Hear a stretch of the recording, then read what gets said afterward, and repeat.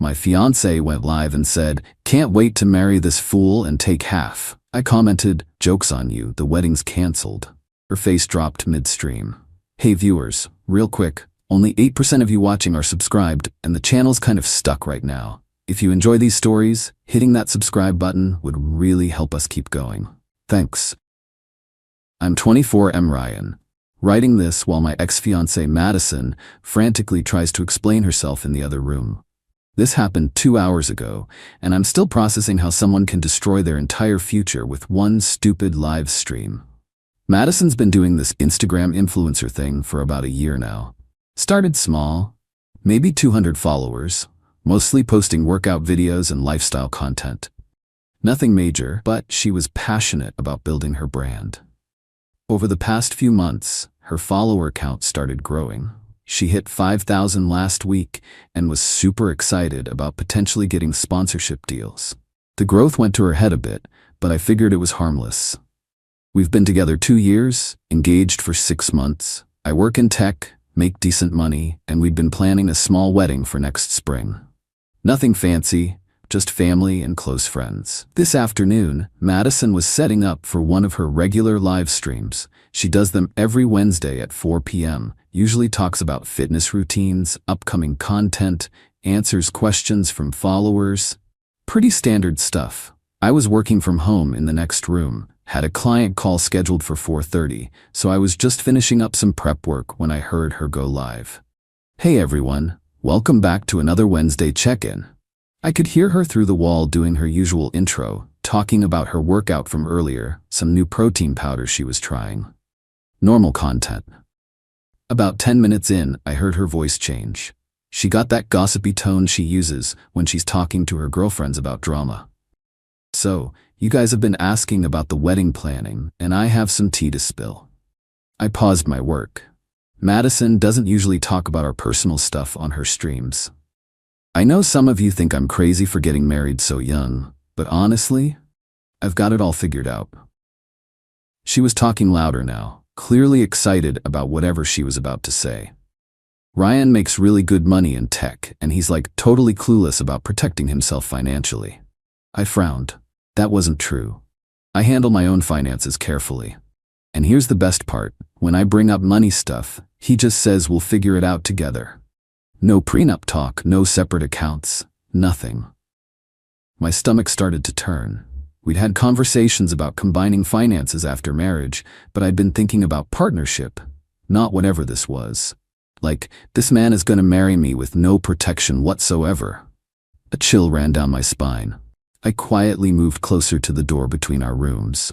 I've been doing research, and in this state, I'm entitled to half of everything acquired during the marriage. Half his salary, half his savings, half any bonuses. She was laughing now like this was the funniest thing in the world. And you guys don't even know the best part yet. His company is probably going to have some major growth soon. More money, better opportunities. She was being vague about my company's situation, but I could tell what she was hinting at. So I just have to stay married for a few years, let him make me comfortable, then if things don't work out, she made an exaggerated shrugging gesture. Honestly, can't wait to marry this fool and take half. I stood there in shock. The woman I was planning to spend my life with had just described me as a fool she was planning to financially exploit. I grabbed my phone and opened Instagram. I rarely used it, but I had an account. I pulled up her live stream. Sure enough, there she was, grinning at the camera while describing her plan to marry me for my money. The comments were rolling in. Some people were laughing, some were asking if this was a joke, others were saying it sounded messed up. I typed a comment using my real name. "Joke's on you, the wedding's cancelled." Madison's eyes went to the comment section like they always did when new ones came in. I watched her face change as she read my comment and saw my name. The color drained completely. "Ow. Oh no," she said quietly, looking directly at the camera. She looked toward the door between our rooms, then back at the screen. Guys, I think Ryan just saw the stream." More comments started flooding in. People were asking if this was real, if I was actually watching, if the comment was really from me. Madison's hands were shaking as she tried to read the comments. "Ryan, if you're watching this, I was just joking. It was just content. You know how social media works. But the damage was done. I'd heard exactly what she thought of me and our relationship. I'm going to end the stream. Sorry guys, technical difficulties. She ended the live video and I heard her rushing toward our room. Ryan, where are you? I was standing in the hallway when she found me. Ryan, thank God. Listen, that stream was just for engagement. I was being dramatic for the algorithm. Dramatic about planning to take half my money? Yes, I was playing up a character. You know how social media is. Controversy gets views.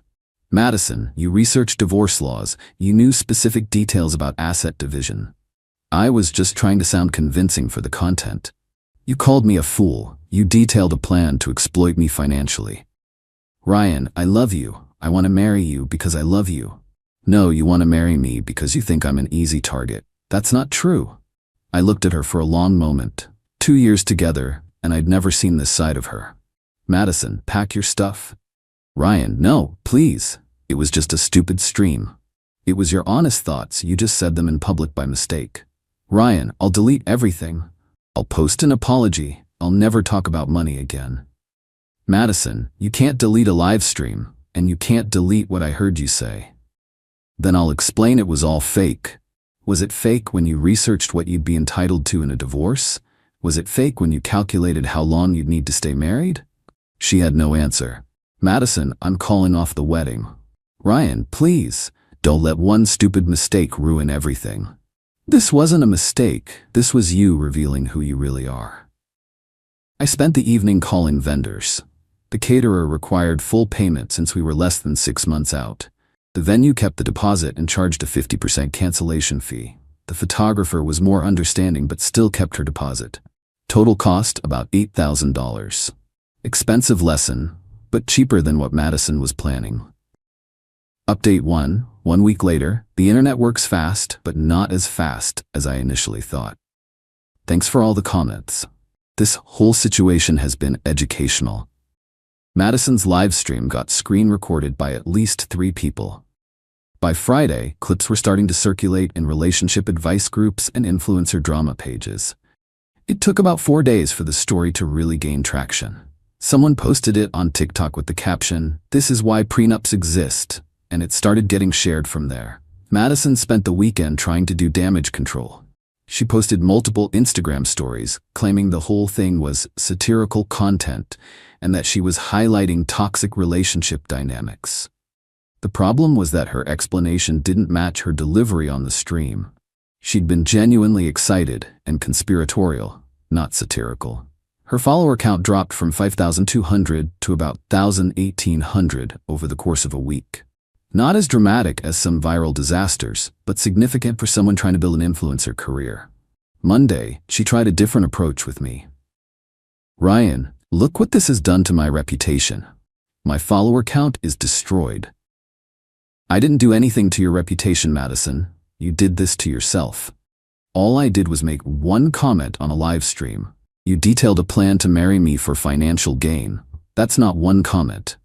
It was taken out of context. What's the context that makes "can't wait to marry this fool and take half" sound good?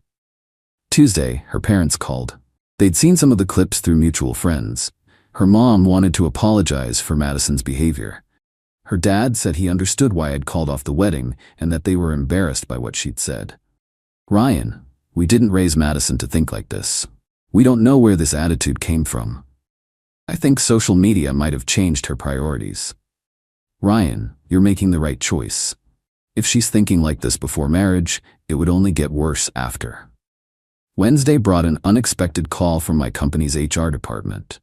Ryan, we need to discuss something. There are videos circulating online where your fiancé mentions details about company growth and financial opportunities. My heart sank. I never shared any confidential information with her. We're not saying you did, but we need to be more careful about what gets discussed at home. We're going to need you to sign an additional confidentiality agreement. Is this going to affect my employment? No, but it's a reminder that personal relationships can create professional risks. I was lucky to keep my job. Madison's loose talk about my company could have been much worse. Thursday, Madison tried one last approach. Ryan, what if we do get a prenup? Would that fix things? Madison, the problem isn't the lack of a prenup. The problem is that you see our marriage as a business transaction. I don't see it that way. You literally described a timeline for staying married long enough to maximize your payout. I was exaggerating for content. Madison, you researched specific laws. You had a plan. I was just being prepared. Prepared to divorce me before we're even married. Friday, I finished moving her stuff out. She alternated between crying and arguing, but I was done.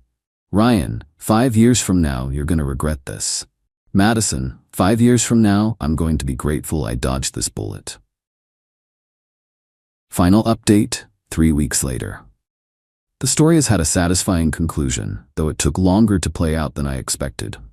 Week 2, Madison was telling mutual friends that I was financially controlling and that her stream had been her way of speaking out about my behavior. The problem with that story was that our friends knew me. They'd seen how I handled money in our relationship, fairly and openly. Her narrative didn't match their experiences with us. By week 3, most people had chosen sides, and most chose mine.